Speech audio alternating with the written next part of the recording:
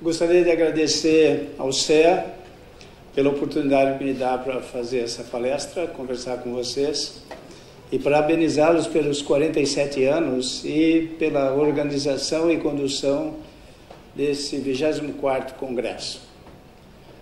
A gente não pode esquecer também dos patrocinadores. Os patrocinadores são empresas muito importantes para que eventos como esses possam ocorrer de fato. E, evidentemente, sem vocês não teria nenhum sentido todo esse trabalho, toda essa organização e esses 47 anos, 24 congressos que estão sendo realizados aqui, sempre através do CEA. Bom, o que nós vamos conversar hoje é esse sistema de exploração de bovinos em pastagens intensificadas. Mas para começar a falar desse trabalho, eu já preciso desafiar vocês. Eu vou afirmar que a exploração de pecuária em pastagens intensificadas, ela é tão boa ou ela é melhor do que a agricultura. E é interessante que quando vocês ouvem uma afirmação como essa, vocês ficam imediatamente pensando como é que a agricultura está sempre evoluindo sobre a área de pastagens, e isso ocorreu no Brasil há 5 ou 10 anos atrás. A evolução foi enorme, avançando sobre a área da pecuária, diminuindo então a área da pecuária e aumentando bastante a área da agricultura. Quando se ouve uma informação como essa, uma afirmação como essa, vocês perguntam, surge uma pergunta. A pergunta é, mas então por que não é? Por que não ocorre isso? Por que a gente não observa isso todo dia? Por que a gente não observa uma pecuária competitiva? Hoje, no Brasil, a pecuária que é rentável, ela já não serve mais. Ela precisa ser competitiva. Competitiva quer dizer ter rentabilidade econômica ao mesmo nível que qualquer outra alternativa de uso do solo, como soja, como milho, como cana, como eucalipto, como dendê, qualquer cultura que aparece como uma oportunidade naquela região, a tendência é tomar a terra da área da pecuária, porque a produtividade é muito baixa e, portanto, qualquer coisa dá mais do que uma pecuária de baixa produtividade. O objetivo dessa conversa de hoje vai ser mostrar para vocês as duas coisas: que a pecuária bem intensificada ou intensificada em pastagens, ela é mais econômica, dá mais dinheiro do que uma agricultura. E vou mostrar para vocês por que isso não ocorre no dia a dia da pecuária. Para mostrar que a pecuária dá mais dinheiro do que a agricultura, eu vou usar um projeto, ele se chama Projeto Canivete, é uma exploração econômica de sistema intensivo de bovinos em pastagens. Isso está sendo feito em Rondonópolis, Mato Grosso, mas ela abrange 18 municípios ao redor de Rondonópolis, tem ao redor de 20 fazendas envolvidas nesse projeto, e eu vou usar esses dados consolidados que são dos últimos anos, o que nós temos até agora. 2016 ainda não aparece. É interessante que na assessoria que você dá ao pecuarista, você precisa tomar muito cuidado com o nível técnico que você vai oferecer ao pecuarista. É mais ou menos assim. Nível tecnológico a ser oferecido ao pecuarista é quase igual nível de antibiótico sendo dado para um paciente que está na UTI. Se eu der antibiótico demais, ele morre. E também se eu oferecer tecnologia demais para o produtor, ele não acredita, ele acha que aquilo é impossível e ele não vai atrás daquela meta, daquele objetivo, ele desiste. E se eu der tecnologia de menos ou antibiótico de menos para o paciente que está na UTI, ele morre também. Por quê? Porque o patógeno ganha resistência e ele acaba morrendo.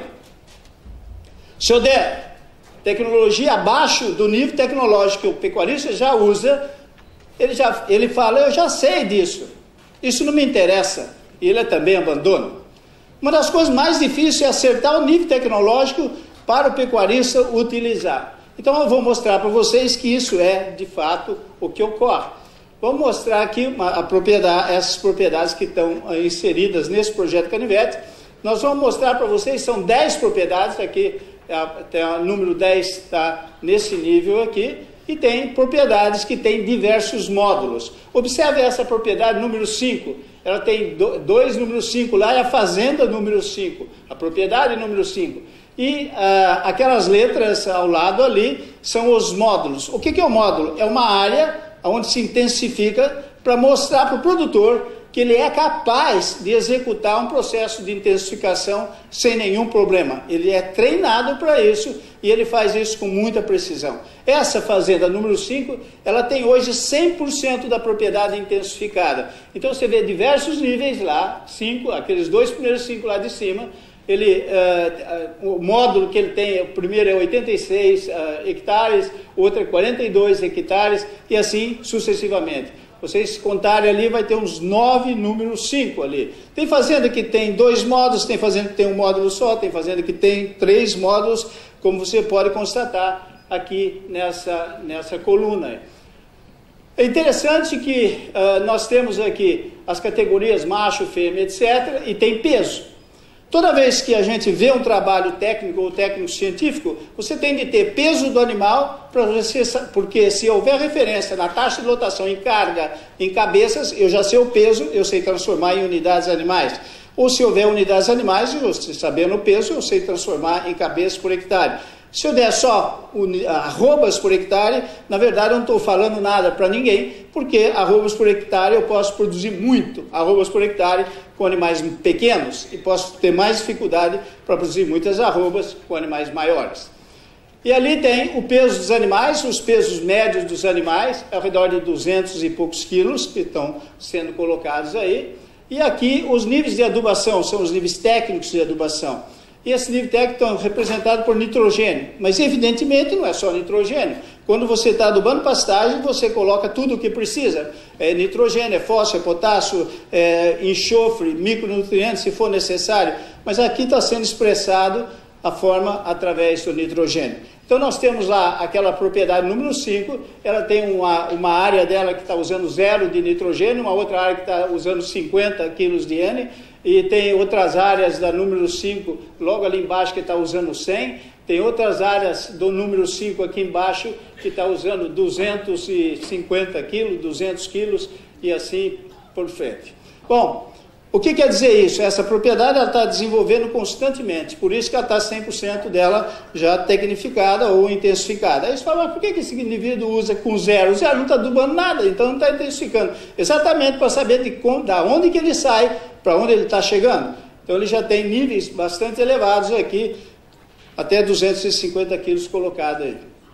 Bom, então os níveis são esses daí, de 26 até 250 quilos, depois nós vamos nos referir aos 280 quilos. As taxas de lotações, elas crescem com os níveis técnicos, quer dizer, quanto mais adubo, mais taxa de lotação. Aqui está carregando 4,7 unidades animais, ou 8 animais na média, com esse nível de adubação. Aqui está carregando 3,5 e 5,7 cabeças por hectare nesse nível de adubação. Então, conforme o nível de adubação vai aumentando a taxa de lotação. Evidentemente, o ganho de peso também deveria aumentar na mesma proporção. Não aumenta, não faz a mesma regra aqui, porque esse número aqui destoa do restante. Mas vocês percebem que vai aumentando também o ganho de peso com o aumento da taxa de lotação. Não tem nenhuma relação. Quando se aumenta a taxa de lotação, quer dizer que diminui o ganho de peso. Não existe essa relação quando se maneja bem. A gente observa aqui que tem diferenças de 86% entre um pasto que está sendo utilizado ou trabalhado.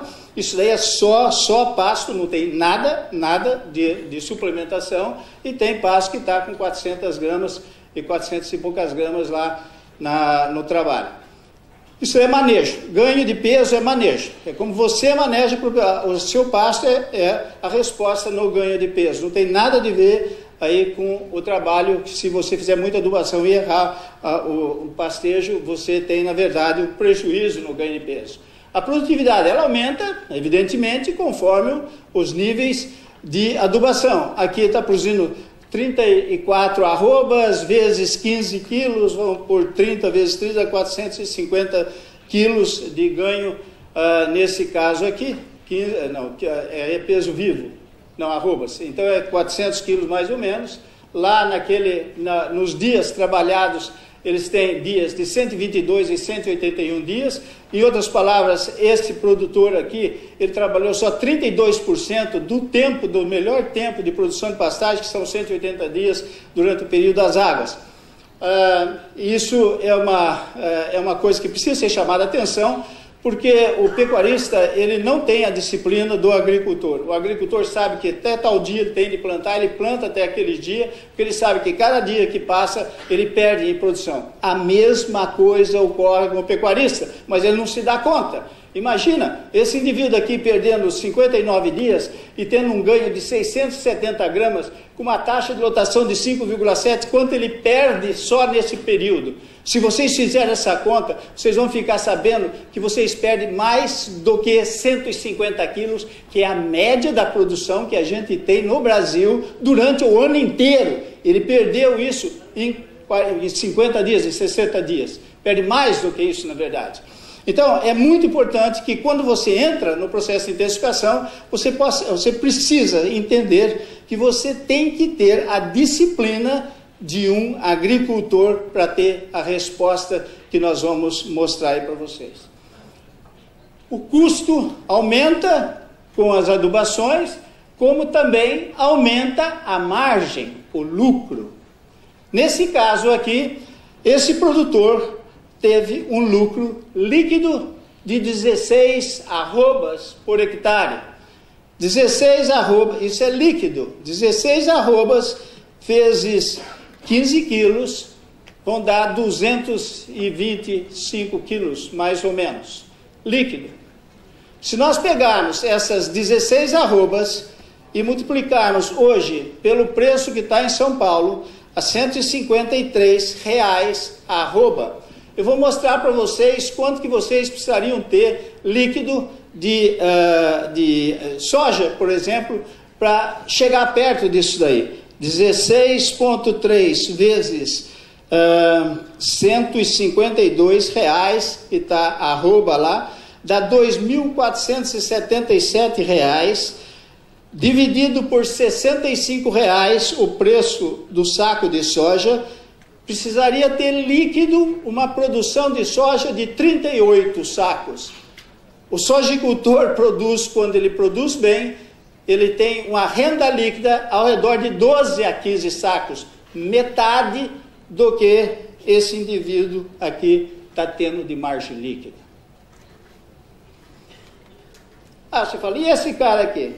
Esse aqui está produzindo 9 quilos, 9 arrobas, vezes 152, dá 1.300, dividido por 65, que é o preço da soja, dá 21 sacos de soja. Quando o sojicultor produz, ou tem renda bruta, renda líquida, ao redor de 12, 15 sacos por hectare. Então, é fácil de entender que se a pecuária for intensificada, ela é competitiva e ela permanece na região, mesmo que apareçam outras oportunidades de uso do solo. Se isso não acontecer, a pecuária some. É interessante, esse produtor aqui, esse produtor que produz zero, primeira linha lá, ele pôs zero de adubação, ele produz 1,3 margem de lucro por hectare, e ele produz 6,8 arrobas, que é mais ou menos o que eu estava toda hora fazendo a conta do que vocês apresentam aí. Vocês produzem ao redor de 4 a 5 arrobas por hectare no ano. Então, na verdade, nós estamos iniciando um processo no mesmo nível que vocês estão quando não estão intensificando. Naquele caso, que não é uma pastagem extensiva, esse cara é bom de manejo, porque ele já tem a prática de fazer manejo intensificado, ele está nesse grupo aqui, esse grupo de 5, ele está pondo 250 quilos, ele sabe manejar pasto. Por isso que ele tem aquela produção de 6 arrobas. A média brasileira são 5 arrobas por hectare, ou seja, 150 quilos de peso vivo por hectare no ano.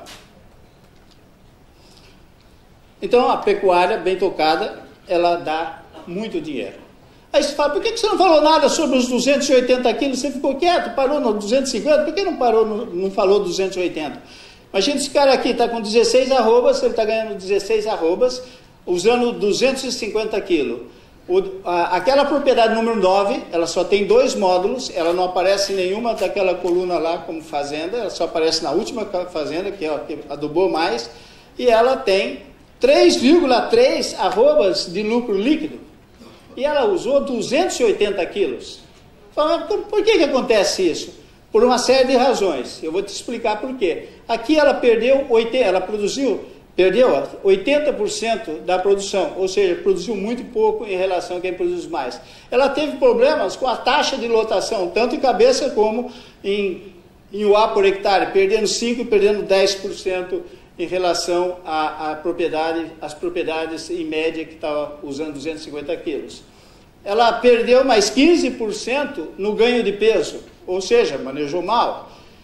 Mas isso tudo não é tão sério como nós vamos ver nesse caso aqui. A produtividade é 24 contra 34 na média. Só, mas por que acontece isso? Por que essa fazenda não foi tão eficiente como a produção de 250 quilos? Ela teve um custo muito maior, ou seja, ela teve um custo 22% a mais do que a outra. E o que aconteceu? Essa fazenda atrasou no trabalho, ela trabalhou só 155 dias, deveria trabalhar 181, mas o adubo já estava comprado, estava no galpão, e ela falou, vou adubar desse jeito mesmo, fora da época, porque já estava atrasado. E a recomendação é não adube que não tem resposta. Mas o adubo já está no estoque, vai no estoque e não produz nada, pelo menos eu colocar lá no campo, eu tenho uma probabilidade de ter uma produção. Adubou e perdeu dinheiro. Isso é muito bom porque eles começam a aprender que as coisas têm que ser feitas dentro de um calendário, como acontece com a agricultura. O interessante mesmo é o que acontece quando você está adubando.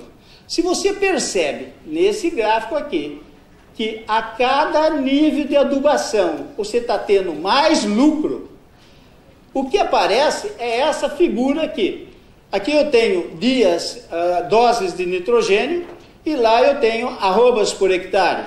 A minha produtividade segue assim, ela sobe, vai embora. Ela começa a ter uma velocidade de crescimento na curva muito maior a partir dos 160 quilos de nitrogênio por hectare. E é interessante que o custo é esse daí. Ou seja, a cada dose que eu aumento do nitrogênio, aumenta a minha margem de lucro.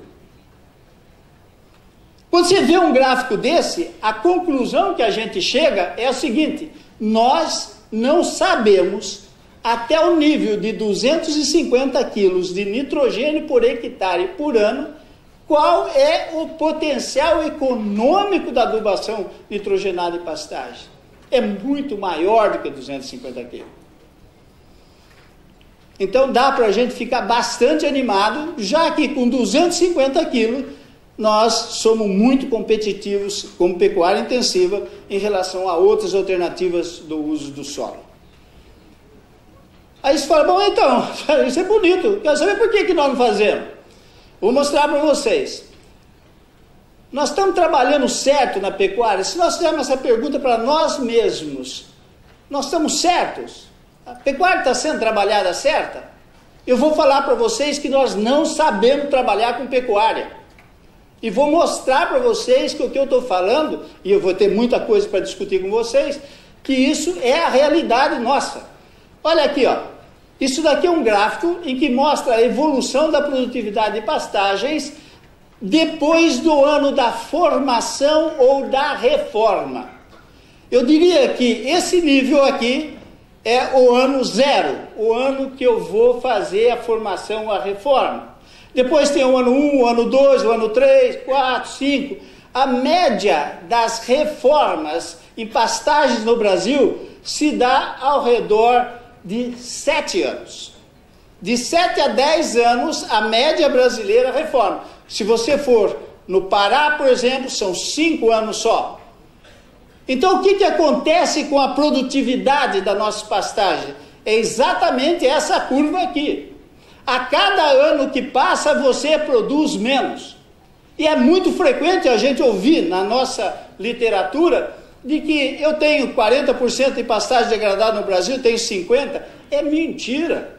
É 100%. Eu vou deixar uma margenzinha aí. É 99% de pastagem no Brasil está em degradação. Porque ele tem exatamente esse comportamento. A cada ano produzindo menos, você está degradando o pasto. É interessante isso. Aí o indivíduo se reconhece nessa figura, evidentemente, porque isso acontece. Ele pergunta, bom, e se eu produzisse a mesma coisa que está produzindo aqui, porque aqui eu produzo muito, o meu gado engorda, eu tenho muita taxa de lotação, e se eu produzisse sempre nesse nível aí, é bom? É esse quadro aqui. É bom por um tempo. Por que por um tempo? Porque custo sobe todo dia. E vai chegar uma hora que ele cruza o nível de produtividade e daqui para frente ele fica no vermelho. Esse indivíduo aqui demora só um pouquinho mais de tempo para morrer, como esse daqui vai morrer. Ele vai desaparecer. Aí você fala, bom, e aí, como é que tem que trabalhar? Tem que trabalhar como eu mostrei antes. Produtividades crescentes sempre. É esse nível aí. E você pode manter essas produtividades crescentes, porque ainda nós não sabemos qual é o nível em que é o nível econômico que nós podemos atingir adubando. Até 250 quilos tem certeza que nós podemos adubar sem problema nenhum. É reto, é linear o aumento. Gente, para eu sobreviver em qualquer atividade, eu tenho de ganhar sempre um pouco mais do que eu ganhei no ano anterior. E a gente pode fazer isso quando intensifica o processo de produção, que é essa linha cinza, mantendo a margem de lucro sempre. Aí você fala, como que eu posso manter a margem de lucro sempre? Vai chegar uma hora que o potencial da planta chega no máximo. É um caso que está acontecendo na Nova Zelândia, por exemplo. Já chegou no potencial máximo, não tem jeito de ir para cima. É o caso da soja. Se você estiver produzindo 90 sacos de soja, chegou no potencial da soja. Aí você fala assim, bom, e aí? O interessante, quando você intensifica o processo de produção, é que a cada ano que passa, o seu custo cai. Por isso que parece aquele gráfico em que eu estou aumentando minha margem de lucro. Mas cai como? Eu estava pondo fósforo, eu estava pondo potássio, eu estava pondo calcário, eu estava pondo gesso. Chega uma hora que eu atinjo o nível de saturação naquele solo e a planta não é capaz de responder a um nível maior de fósforo, por exemplo. E aí é claro que eu não ponho fósforo. Aí o preço cai, mas a minha produtividade continua aumentando. Então, o negócio é trabalhar com pastagem intensificada. O pior da história, gente, é esse gráfico aqui, que é a média do Brasil. E eu acho que também é muito frequente aqui no Paraguai. Quando você vê um gráfico desse, você acredita nisso. Aliás, o pecuarista acredita nisso. Ele acredita, o pecuarista é o único empresário no mundo que acredita em sucesso financeiro tendo produtividades decrescentes. Eles acreditam nisso. Ele acha que ele não vai quebrar. Ele vai quebrar, demora mais tempo, mas quebra também. Nós estamos trabalhando sério na cria. Falar para vocês que não. Não por quê? Para a gente saber qual a produtividade de terneiros, eu tenho uma equação. Essa equação é a seguinte: terneiros por hectare, que é o que interessa. É saco de soja por hectare, saco de milho por hectare, litros de leite por hectare, arrobas por hectare, quilos de ganho por hectare, seja o que for. É produtividade que interessa. E a produtividade depende de unidades animais. Para o criador, unidade animal não significa nada. Nada. Por quê? Ele fala, eu tenho 4 unidades animais, mas tem novilha, tem boi, tem garrota, tem bezerro. Esses não dão cria, então não dá para o bezerro, não produz bezerro. Então ele precisa saber qual é a porcentagem de vacas que tem no rebanho. E isso, muitos produtores, criadores, não sabem qual é a porcentagem de vaca que ele tem no rebanho. Aí ele fala, bom, eu tenho tantas vacas, agora eu sei que eu tenho 3 unidades animais, 2 unidades animais, eu multiplico pela porcentagem de vaca, agora eu sei quantas vacas eu tenho por hectare. Mas não são todas as vacas que parem, eu preciso saber a prenhez das vacas. Aí eu já sei quantas vacas estão prenha, mas eu não sei quantos bezerros eu vou colher, quanto eu vou desmamar. Então eu preciso saber a porcentagem de sobrevivência do bezerro. Eu vou usar a média brasileira para esses dados aqui. É 0,8 unidades animais por hectare, tem 40% de vaca no rebanho, a porcentagem de prenhez é 70%, aliás, eu conferi isso bastante vezes nas palestras anteriores, e vocês estão mais ou menos por esse valor também. A porcentagem de sobrevivência é 90%. Quando eu multiplico isso tudo, dá 0,21 bezerro por hectare ano. Você pode pôr o preço que você quiser nesse bezerro, essa pecuária não é competitiva, ela some. E é interessante que a pecuária, a agricultura sempre, ela entra nas áreas de cria, exatamente por causa disso mesmo, porque ela produz muito pouco. Mas se eu mudar os níveis tecnológicos para 60% agora da porcentagem de vacas, 92% de prenhez e 95% de sobrevivência, o meu aumento na produtividade vai ser 50% nesse caso aqui, 50% aqui passando de 40% para 60%, 31% e 5,5%. Olha que coisa interessante. Se eu multiplicar 0,6 por aqueles índices lá, 0,70 ou 0,90, não mudar nada naqueles níveis lá, eu produzo 0,3 bezerro por hectare. Se eu mantiver 0,40 lá, aqueles 40, pegar esse nível aqui, e esse nível aqui, eu produzo 0,23 bezerro por hectare. O que quer dizer isso? Que o pecuarista normal, criador, ele pensa em 4 coisas. Primeiro, se está chovendo. Segundo, o preço do bezerro. Terceiro, a porcentagem de prenhez. E quarto, quantos bezerros morreram. Só isso.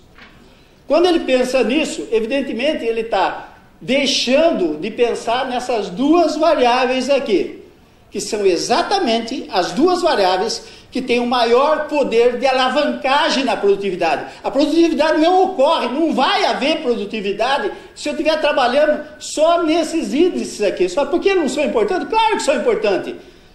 Se eu não tivesse prenhez, eu não tenho bezerro. Acontece é que os níveis estão muito próximos, então o aumento fica pequeno. Já desenvolveram muito a parte reprodutiva, o que é ótimo, é muito bom e tem de desenvolver mais, mas eu não tenho mais poder de alavancagem nesse processo. Eu tenho poder de alavancagem onde nunca foi trabalhado. Aí o que acontece? Se eu aumentar para 1,6 UA por hectare, que isso é perfeitamente possível, sem precisar tratar de nada do animal, só pasto, manejo de pasto, é possível. Manter os 60% de vacas, manter os 92% de prenhez, os 95% de sobrevivência, eu produzo 0,98 bezerro por hectare. Ainda vocês vão falar, mas é pouco. É verdade que é pouco. Aqui ainda eu posso aumentar para 70 ou 70 e pouco, e aqui eu posso... Essa janela é aberta, é quanto vocês quiserem, se vocês, evidentemente, manejarem pasto e puderem alimentar esses animais durante o período seco. Já tem diversos produtores que têm mais de 3 vacas por hectare lá no Brasil. Esses são os aumentos, e quando eu aumento de 0,8 para 1,6, eu aumento 100% a minha produtividade.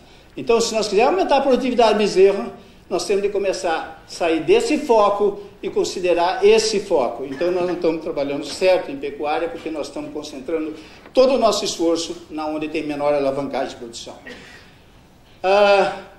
Veja o efeito da reprodução sobre a produtividade.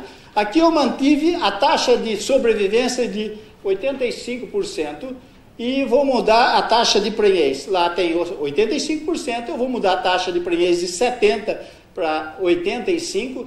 e isso daqui corresponde a uma taxa de desmame de 72, por isso que nós escolhemos 75, 85, porque esse é o mínimo que o indivíduo tem que ter de desmame para ele poder fazer alguma coisa de melhoramento animal dentro da propriedade dele. Quando ele tem taxa de desmame menor ou igual a essa daqui, ele não pode descartar nenhuma vaca vazia. E todo produtor, todo criador fala que descarta a vaca quando ela está vazia. Não é verdade, porque matematicamente isso é impossível. Então eu preciso de fato de ter taxa de desmame maior que essa daqui. E quando isso acontece, olha o que acontece na minha produtividade. Eu aumentei 22% lá e a minha produtividade aumenta nada. Por quê? Porque não tem poder de alavancagem no processo.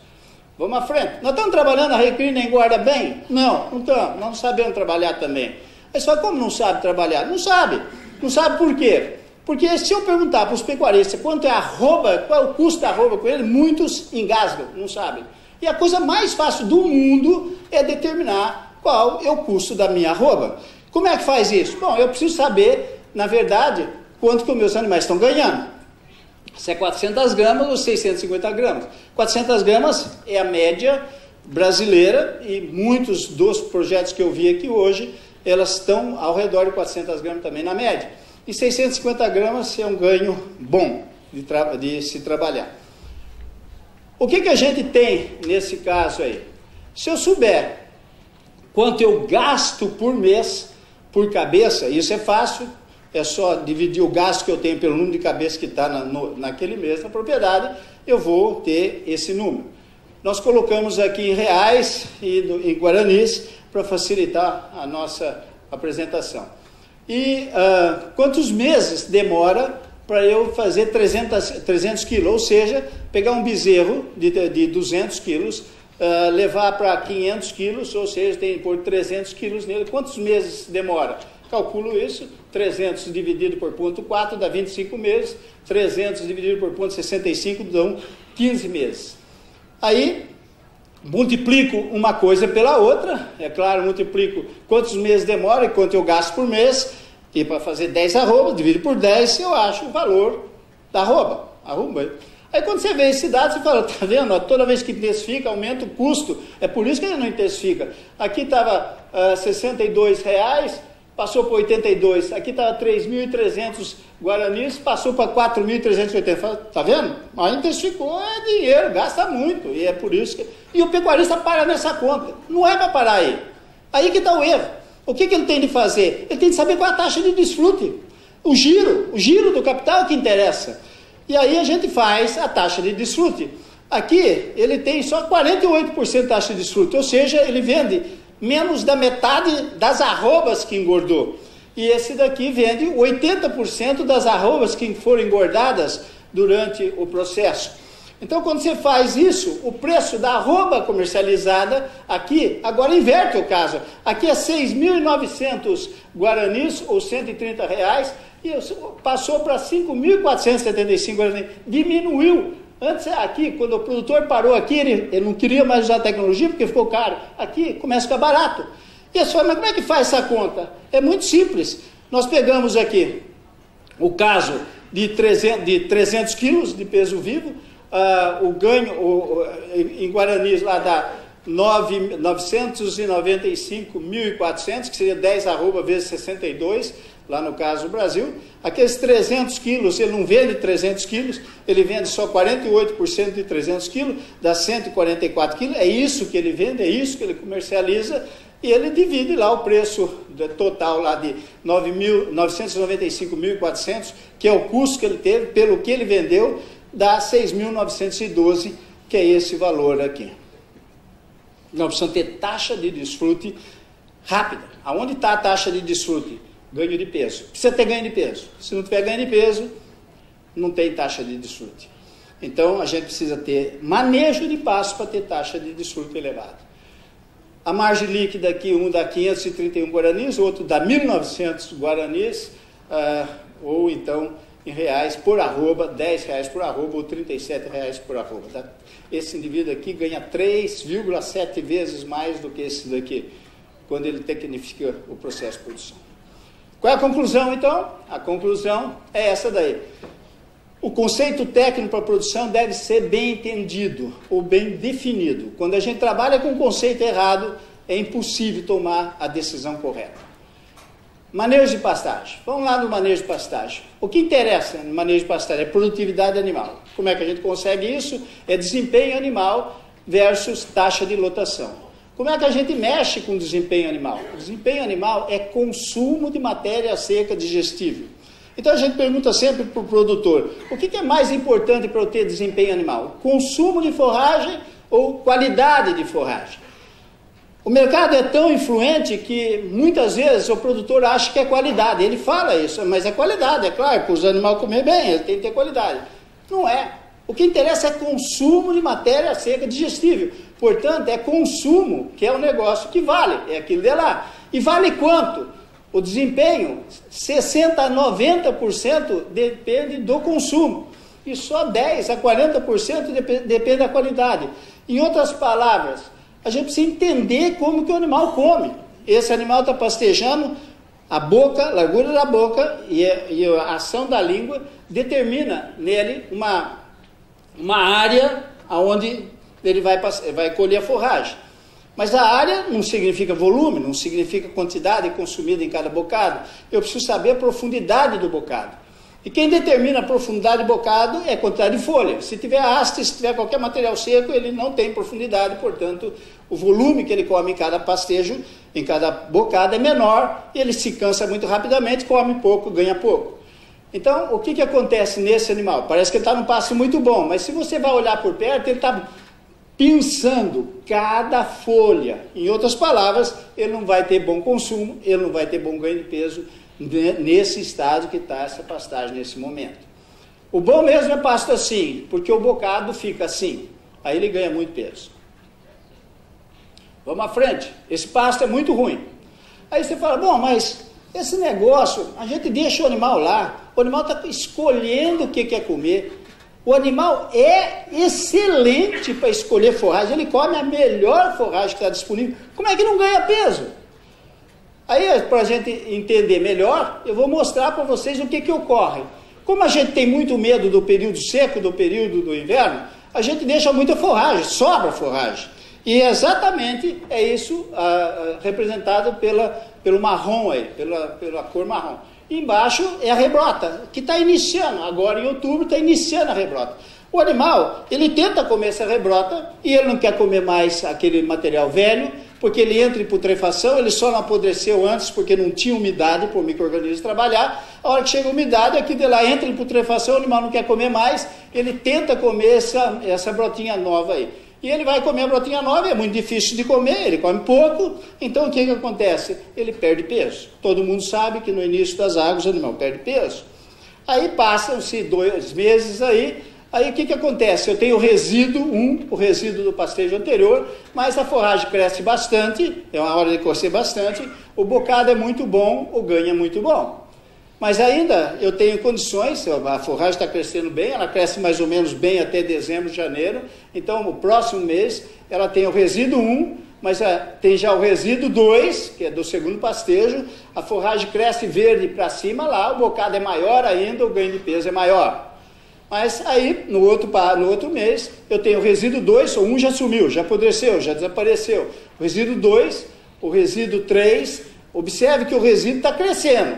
Antes ele estava nessa altura aqui, agora você faz uma linha lá, ele está só aumentando. O resíduo está só aumentando. Então, evidentemente, a forragem tem que crescer mais para ficar para cima do resíduo. Mas aí o bocado já começa a diminuir, porque o resíduo está muito alto, ele ganha menos. Aí vai aparecendo os outros resíduos, resíduo 2, resíduo 3, resíduo 4. Aí ele cresce lá, mas não cresce tanto lá para cima, o tamanho do bocado vai ficando menor. Aí ele ganha menos, ele vai ganhar esse valor aqui. E aí vai para o último mês, tem resíduo 2, tem resíduo 3, tem resíduo 4. Aí tem um pouquinho de forragem lá em cima. Aí ele precisa comer aquele pouquinho de forragem. O bocado é muito pequenininho, ele ganha muito pouco e ganha exatamente o que vocês todos aqui ganham no pasto e no Brasil também. Só 150 quilos de ganho de peso vivo por hectare. E a forragem está comendo melhor. A melhor pasto que o boi pode escolher, só que ele não tem tamanho de bocado e, portanto, ele não ganha peso. A forragem tem qualidade. Se você colher lá, mandar para o laboratório vem dizendo para vocês, isso daí é para ganhar 1,5 kg por dia. Ele ganha 400 gramas. Esse trabalho foi feito para determinar quando se coloca o animal no pasto. E o animal é colocado no pasto quando 95% da interceptação luminosa está sendo feita pelo capim, pela planta. E nesse caso, quando está 95% de interceptação, é exatamente nesse nível aqui. Eu tenho muita folha, e depois disso a folha já começa a diminuir a velocidade de aparecimento, e começa a aparecer haste, e começa a aparecer folha senescente. Haste e folha senescente são componentes que diminuem o consumo do animal, ou dificulta a profundidade do pastejo.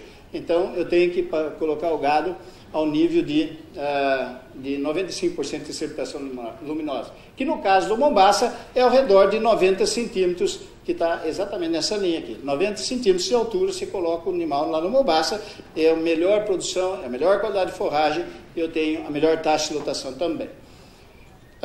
Bom, com esse trabalho surgiu essa tabela aqui. Essa tabela mostra a entrada do pré-pastejo, a hora que o animal entra e a hora que o animal deve sair. No caso da braquiária, ele entra com 25 centímetros e sai com 10 a 15. Tanzânia entra com 70, sai com 30 a 50. O Mombaça entra com 90, sai com 30 a 50 e assim para frente. É interessante que quando eles fizeram o trabalho, eles estavam procurando esse valor aqui. Mas para eles entenderem o trabalho, eles precisavam fixar outra variável. Essa variável de pós-pastejo foi fixada nesses níveis de 30 a 50. Um ex-aluno de pós-graduação fez um trabalho e ele ele determinou qual é o ângulo foliar da planta. Aqui está a haste, o ângulo foliar é exatamente esse ângulo que forma nesses dois dedos aqui. É esse ângulo aqui.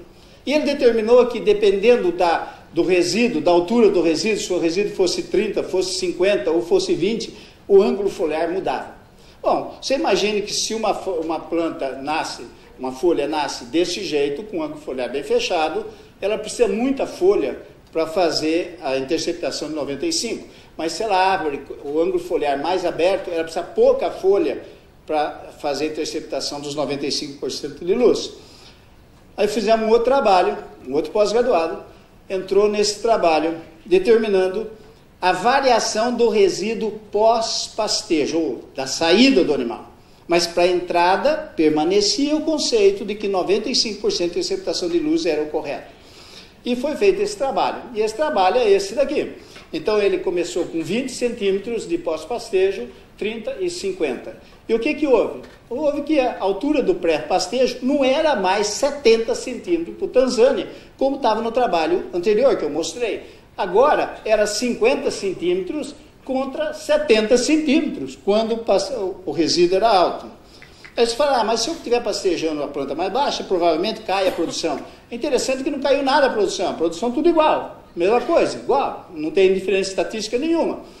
Aí você fala, bom, aí tem vantagem, tem isso. A grande vantagem é a eficiência do pastejo. Aqui é a proporção do material perdido em relação ao acumulado, ou seja, quanto que eu aproveito do forragem que está sendo aproveitada. Aqui eu aproveito 70% e aqui eu aproveito só 54%.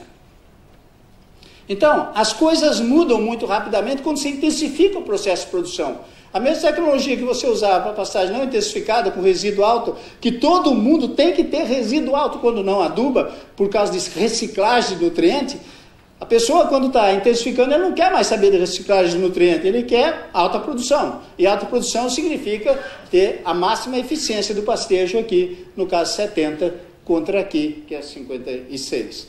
Então mudam as coisas. Esse trabalho foi feito agora, recentemente. A produtividade animal, vamos voltar lá de desempenho. A outra função é taxa de lotação. Aliás, quando falo em produtividade, eu preciso ter essas duas informações. É muito comum eu ter uma informação só e tentar determinar a produtividade. Não dá para entender isso.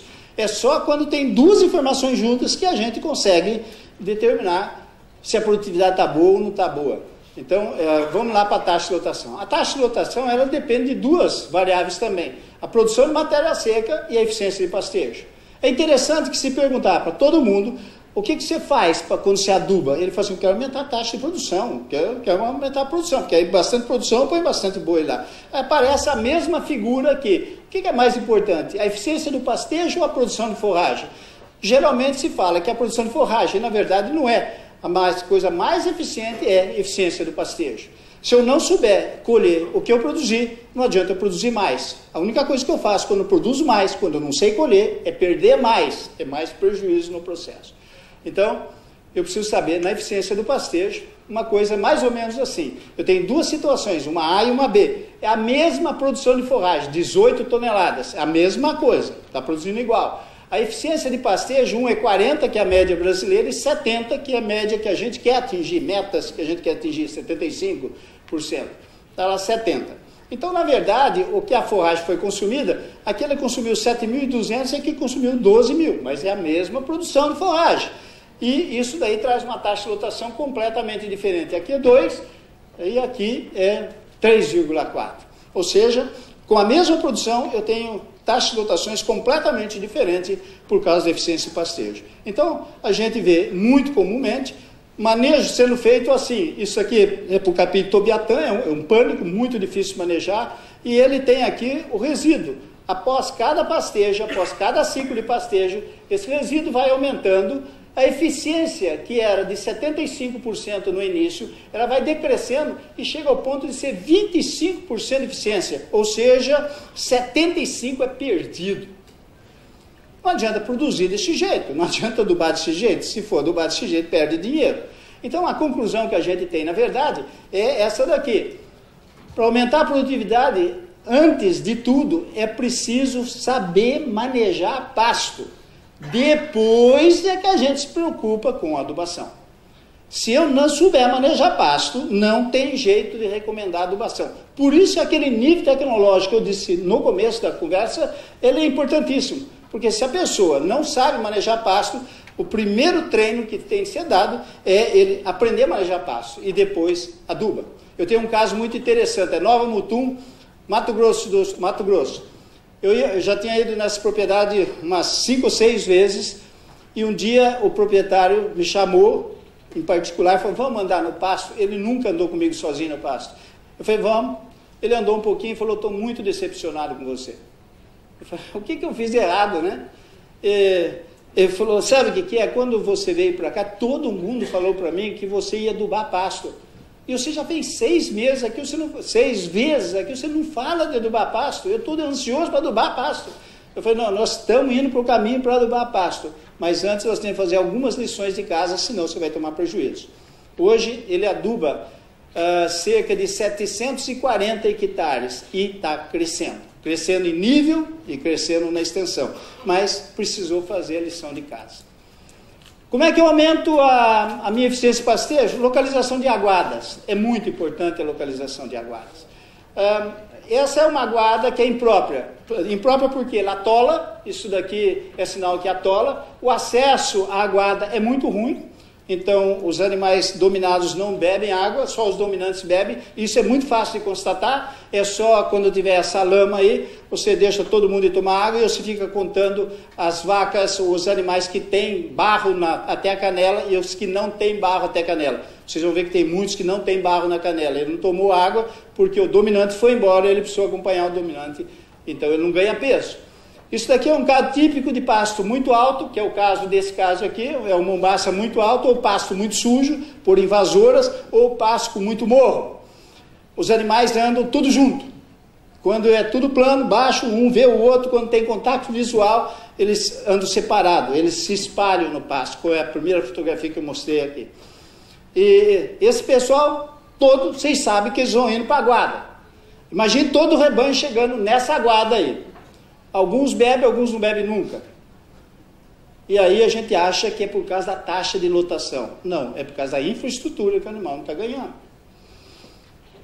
Tem caso interessante, essa é uma fotografia em que usa-se corredores. Aqui ele estava no último pasto, ele vai usar um corredor para chegar lá na aguada.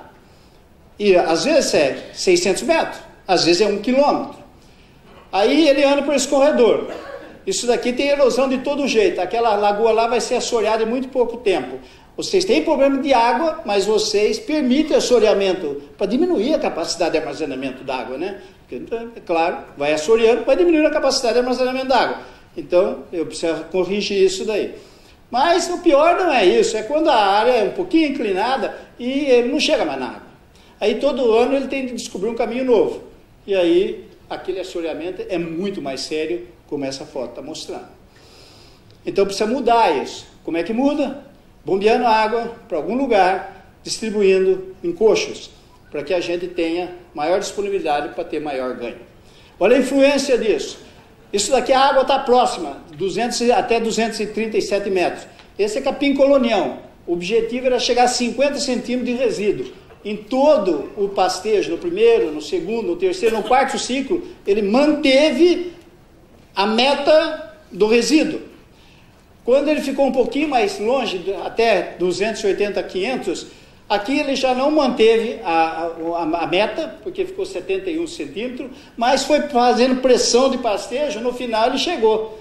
Evidentemente, nesse pasto aqui, o animal ganhou muito menos peso do que aqui, porque eu fiz ele comer 20 centímetros, que ele já tinha refugado nos pastejos anteriores.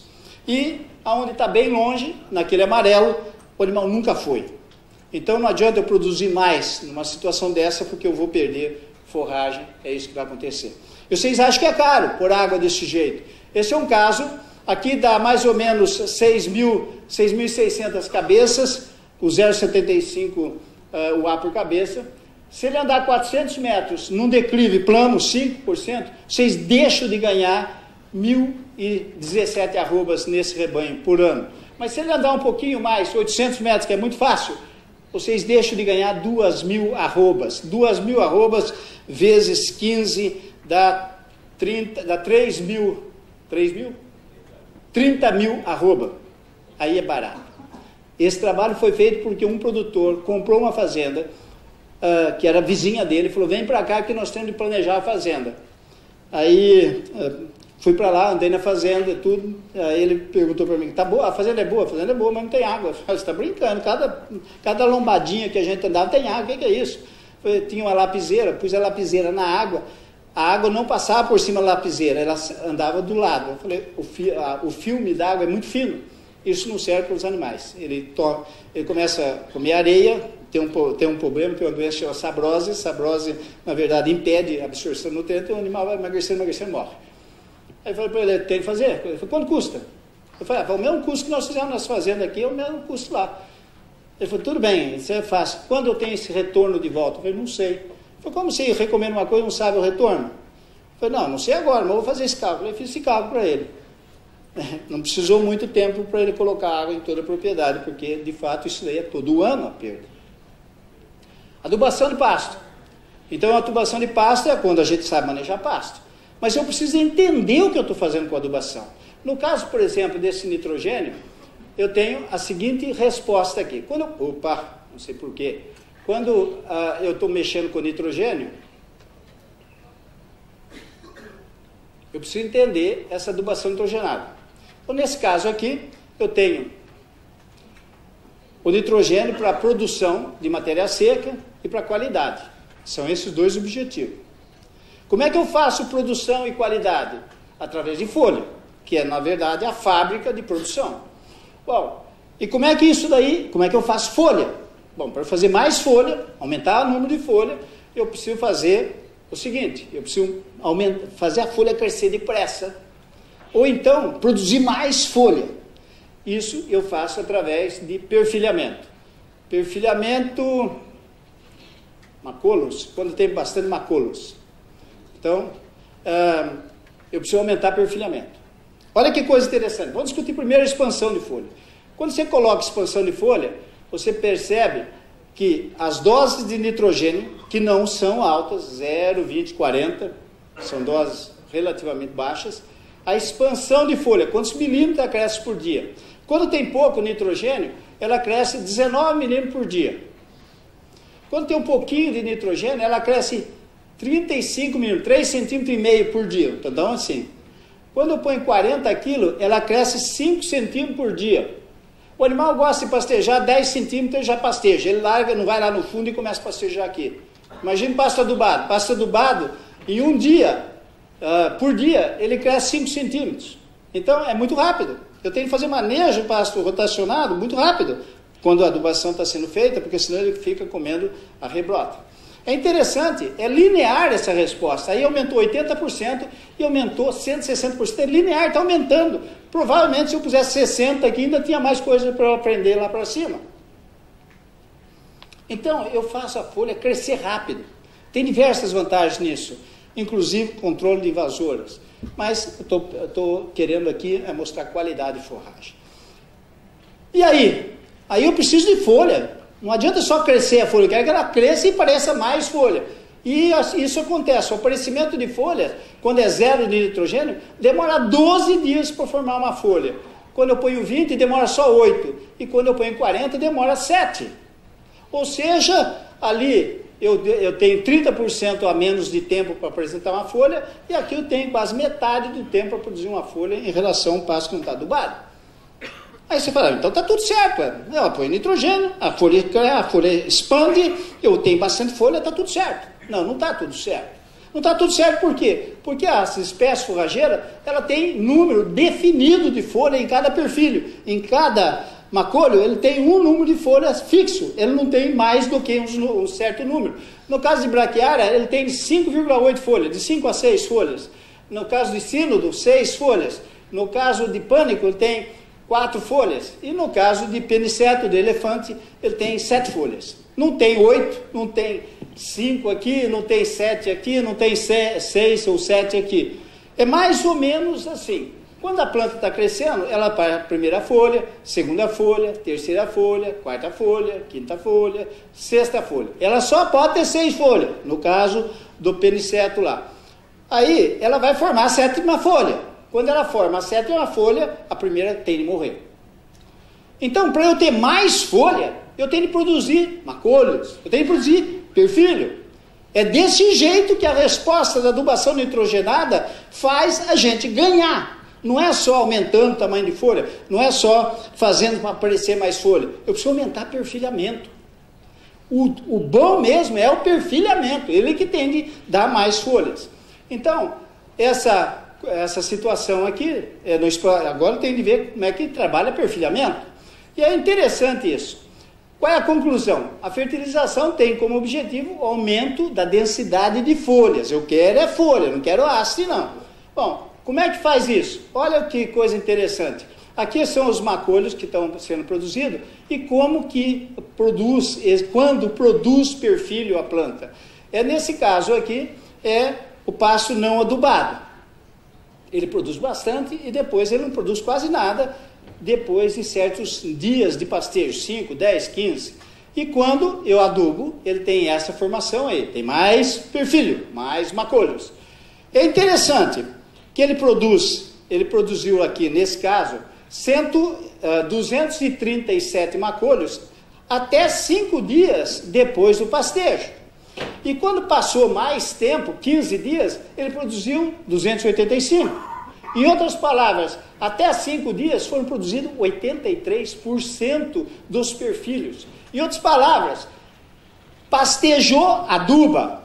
Se você demorar para adubar, você já tem um efeito menor da sua adubação. Ou seja, a sua adubação está ficando mais cara. Só porque você errou a hora de adubar. Pastejou, aduba. Pastejou, aduba. Para eu ter a maior quantidade de perfilho possível. Aí eu tenho essa densidade de folhas e a conclusão, então, que a melhor resposta à fertilização é sobre o número de macolhos, ocorre na primeira semana após pastejo, não é 15 dias, 20 dias depois. E todo mundo faz isso, vai adubar com nitrogênio, para de chover, ele fala, parou de chover, ele para de adubar. Aí ele vai adubar pasto que já está consumido há 10 dias, 15 dias atrás. Ele tem efeito menor de adubação, além de perder mais nitrogênio por volatilização quando ele aduba com o solo molhado, que é o que ele espera acontecer. Ele espera chover para adubar. Aí ele tem maior perda de nitrogênio e menor efeito também da adubação nitrogenada. Outra coisa interessante é a idade de perfilho. Eu preciso estar fazendo a planta se renovar todo dia. Aqui são perfilhos jovens, o de preto aqui, de até 2 meses, perfilho médio de 2 a 4 e perfilho velho de 4 meses ou mais.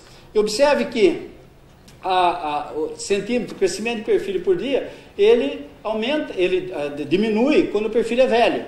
E lá, o A é no outono, é quando o crescimento é muito ruim. É aquela adubação que aqui a fazenda número 9 fez, ela fez no outono e não deu resposta. Mas quando a adubação é feita no período da primavera mesmo, é impressionante. Perfil jovem cresce 1,4 centímetro por dia e o perfil velho é 0,4. Quer dizer, quando eu adubo pasto alto, eu tenho muito pouca resposta da adubação nitrogenada. A conclusão é, a resposta da adubação é mais acentuada em perfilhos novos. Conclusões finais. Nós podemos competir com a agricultura, não podemos permanecer nessa evolução que está tendo a agricultura. Aliás, eu tenho certeza que o maior benefício da evolução da agricultura sobre a área de pecuária é para a gente ter consciência de que pecuária pode competir e pode permanecer num equilíbrio em termos de retorno econômico com a agricultura. Isso só acontece quando diminui a área da pastagem e a gente precisa produzir a mesma quantidade. A eficiência do pastejo precisa ser feita antes, eu preciso aprender a manejar pasto antes de começar a adubar, e o manejo do pastejo deve atender ao consumo de forragem primeiro, e depois que você maneja bem o pasto, a qualidade é um subproduto do manejo. A gente acha que eu tenho qualidade na forragem, eu só tenho qualidade na forragem se eu manejar bem o pasto. A qualidade de pasto é subproduto do manejo. Que mais? Os aumentos da produtividade exigem adaptação de infraestrutura.